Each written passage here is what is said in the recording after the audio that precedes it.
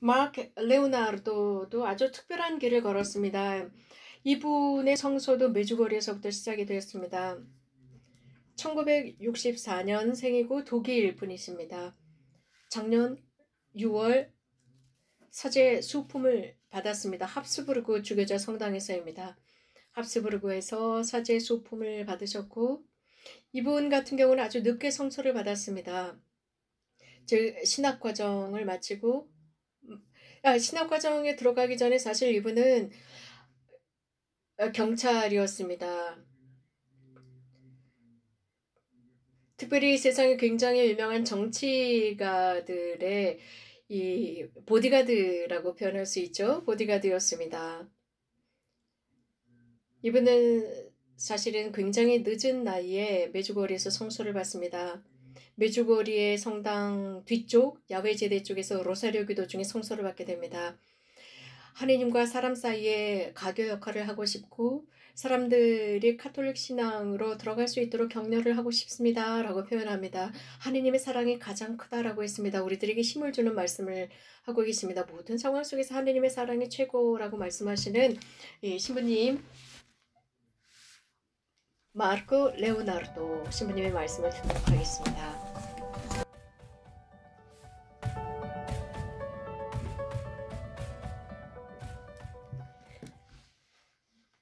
성부와 성자와 성령의 이름으로 아멘.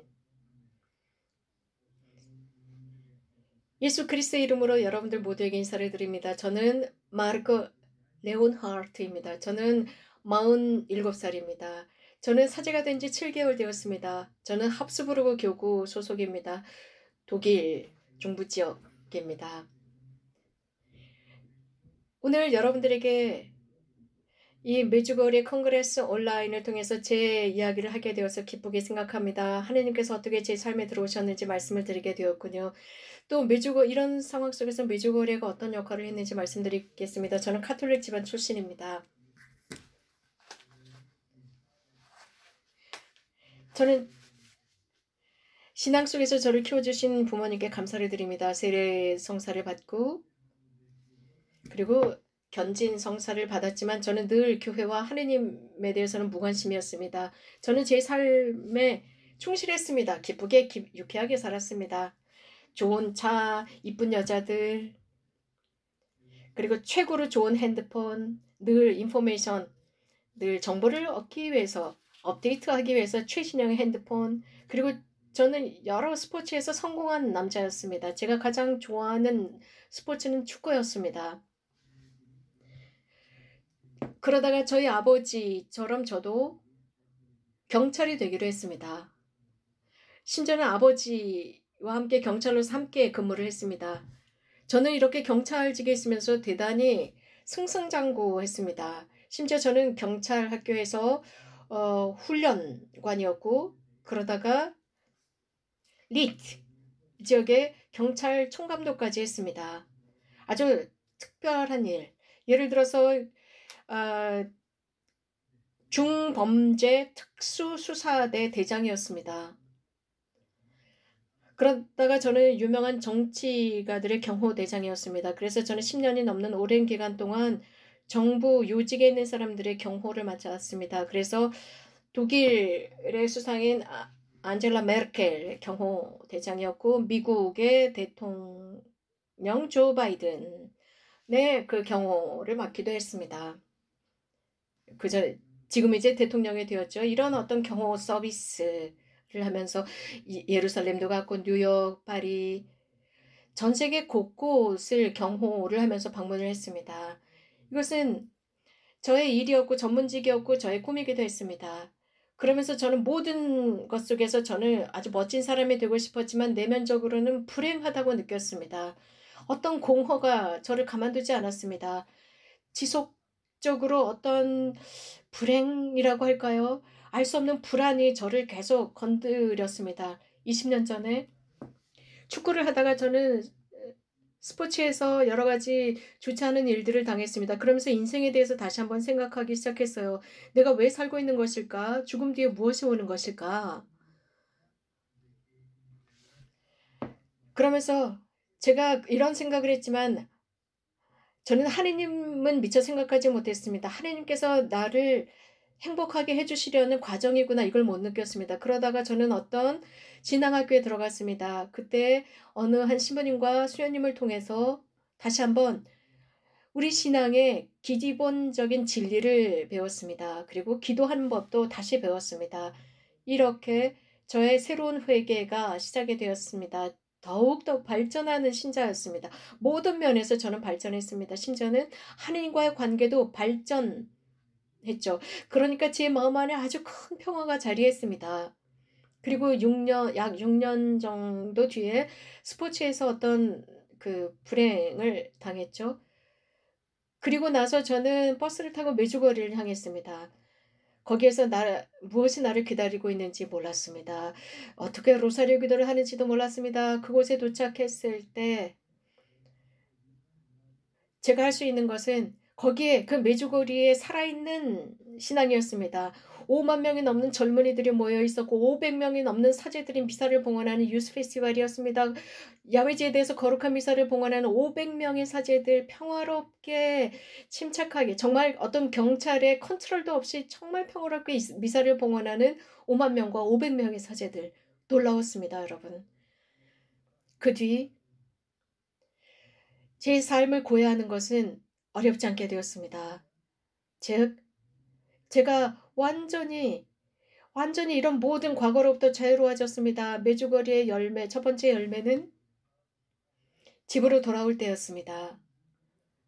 저는 집으로 돌아오면서 이미 버스에서 로사리오 기도를 할 줄 알게 되었어요. 얼마나 행복했는지 아십니까?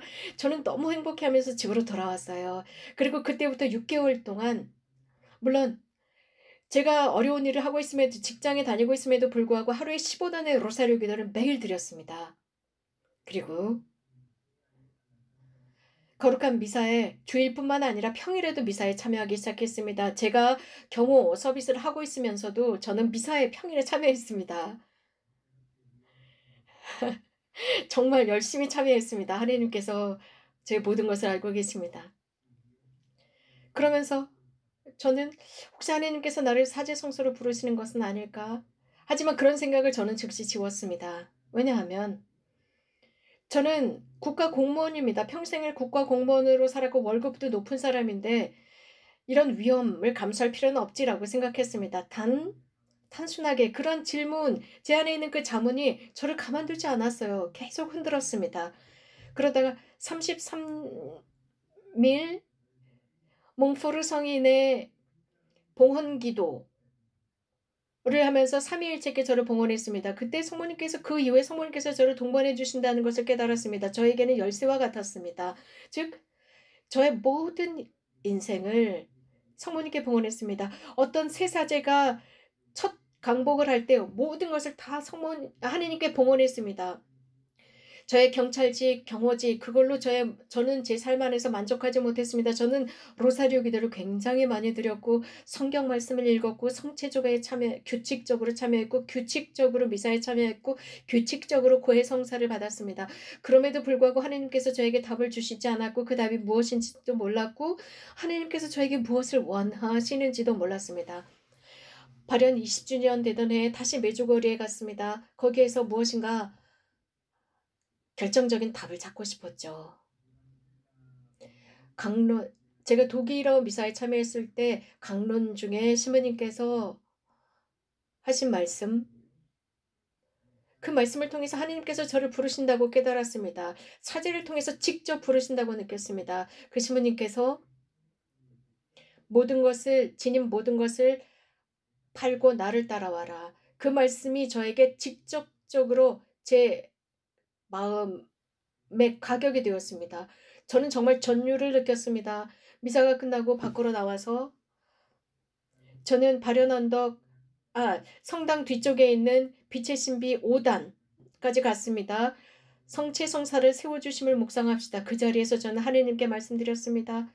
그날이 바로 2011년 6월 25일이었습니다. 그날 저는 그 앞에서 저 사제가 되겠습니다. 라고 말씀드렸습니다. 저는 정말 굉장히 힘이 센 이 권력이 있는 경호 대장입니다. 그런 제가 그 빛의 신비 5단 앞에서 무릎을 꿇고 엉엉 울었어요. 거기에 2명의 수녀님들이 지나가시다가 저를 위로하시고자 했습니다. 그리고 저에게 물었습니다. 도움이 필요하세요? 그때 저는 눈물을 닦으면서 저 신부가 되고 싶어요 했더니 수녀님들이 기쁘게 웃으시면서 이런 말씀을 하신 거예요.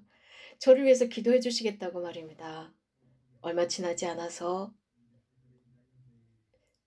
곧 제가 경호 전문직 20년 뒤에 저는 경찰직에서 나왔습니다. 그리고 제가 가지고 있는 거의 대부분의 돈을 다 나누었습니다. 그날 강론에서 들은 대로요. 제가 자랑하는 것이 아닙니다. 단지 제가 말씀드리고 싶은 것은 성경 말씀이 진짜라는 것을 말씀드리고 싶습니다. 제가 3년 동안 사제 수업을 받고 나니까 돈이 없었어요. 왜냐하면 남들에게 다 주었거든요. 그래서 저는 빚을 얻어야 했습니다.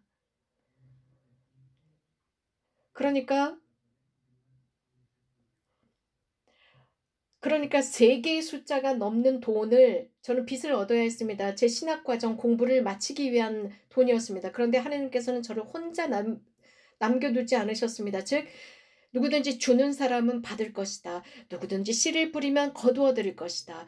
제가 신학 공부를 하는데 필요한 돈, 그 빚, 제가 빚을 얻었거든요. 그런데 2분이 저에게 갚아주셨습니다.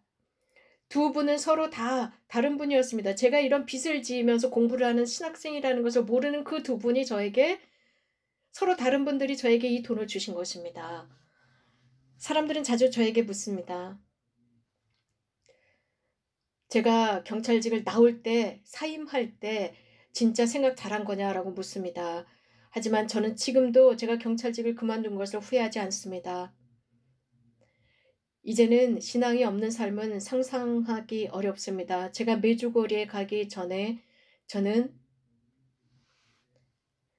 어느 날인가 사제가 된다라는 것은 상상할 수조차 없는 일이었지만 지금은 너무나 위대한 은총입니다. 너무나 큰 기쁨입니다. 이런 식으로 제가 사람들과 함께 할 수 있다는 것이 큰 기쁨입니다. 저는 사제입니다.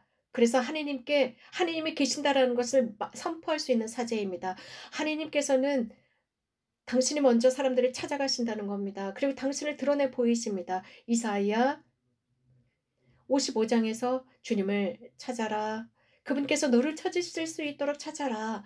이제 제가 누구인지 압니다. 저에게 제 마음에 무엇이 부족했는지 압니다.